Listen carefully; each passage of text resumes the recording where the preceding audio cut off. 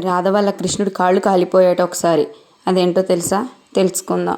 ఒకరోజు రాత్రి శ్రీకృష్ణుడికి నిద్ర రాకుండా అలా కూర్చుని ఉన్నాడట. అప్పుడు అది చూసిన రుక్మిణీమాత, అదేంటి స్వామి అలా కూర్చుని ఉన్నారు, మీరు నిద్రించే సమయం అయింది కదా అని అడిగిందట. దానికి కృష్ణుడు, లేదు రుక్మిణి, నాకు నిద్ర రావడం లేదు. ఎందుకంటే నా గురించే తలుచుకుంటూ నన్నే పూజిస్తూ రాధాదేవి నిద్రపోకుండానే అలా ఉండిపోయింది. తను రోజు ఈ సమయానికి పాలు తాగుతుంది. ఆ పాలు ఈరోజు తను తాగలేదు.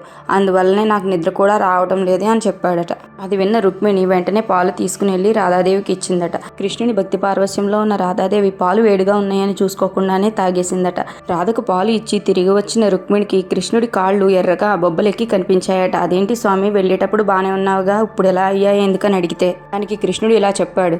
రుక్మిణి, నన్ను తలుచుకుంటూ నా భక్తులు ఏ పని చేసినా వాళ్ళ కష్టాన్నంతా నేనే భరిస్తాను.